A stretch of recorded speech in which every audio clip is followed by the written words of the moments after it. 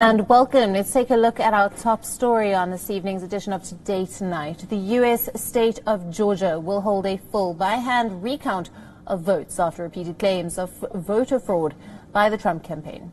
The Secretary of State has promised to complete the recount process before the deadline of November the 20th. Now, earlier this week, the Trump campaign had demanded a by-hand recount of all the votes in the state.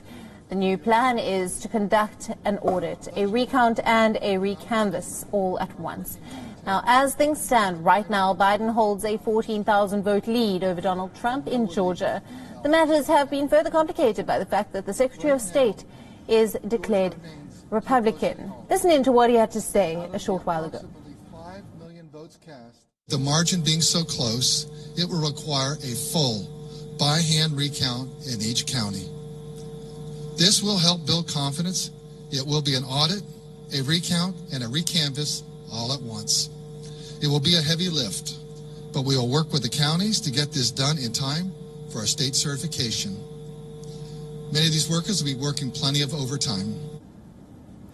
We're being joined by international affairs expert Stephen Golub from California for more on this. Good evening. Thank you for being with us. Now, Georgia will recount all votes in the presidential race by hand.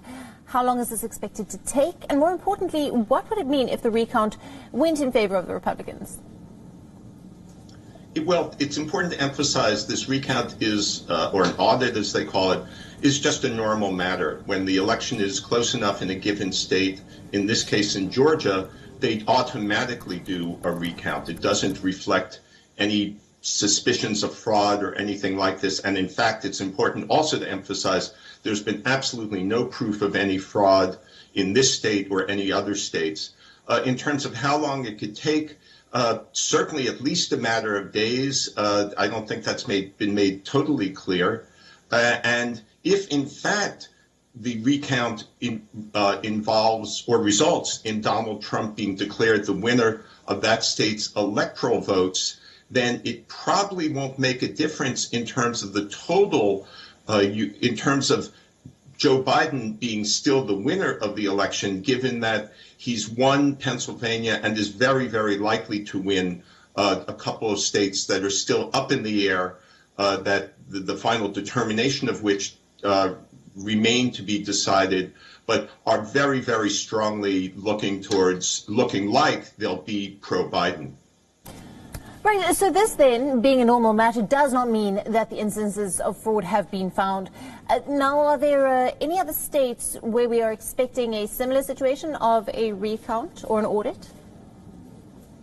It's not clear yet because the rules vary from state to state, as in so many things in the United States. We're so unlike other countries in that our individual states determine crucial rules for elections.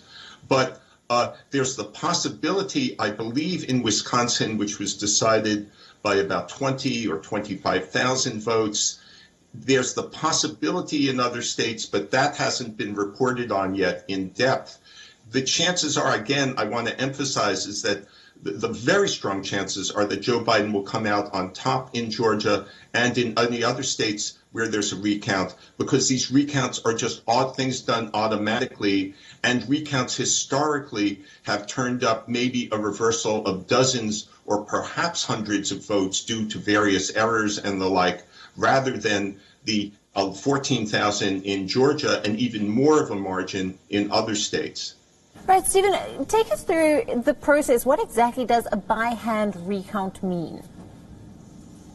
Well, I'll take you through. It means some of these votes were tabulated by machine, and this is to actually scrutinize in person, election workers, state employees, well supervised, going through it step by step. So it's a fairly simple, it's a lengthy process because of the number of ballots involved. It can be lengthy, but it's a relatively simple process. I do want to get back to a much bigger point here, if you'll allow me, in that what's going on in the United States that's very serious goes beyond this recount in Georgia. It goes to Donald Trump challenging the legitimacy of Joe Biden's win, which is really unprecedented in the United States, except maybe for our election of 1800, way back when. And that is really undermining a fundamental, a core principle of democracy, which is that a loser agrees that the winner will take over and graciously hands over. And this peaceful transition of power, a recognition of a peaceful transition of power, is fundamental to democracy. Donald Trump is undermining that. Absolutely. We have just seen Mr. Trump make his first appearance on Remembrance Day, laying a wreath at the Memorial of the Unknown Soldier. Have you got any details on his next public address? No, I'm sorry. I don't know.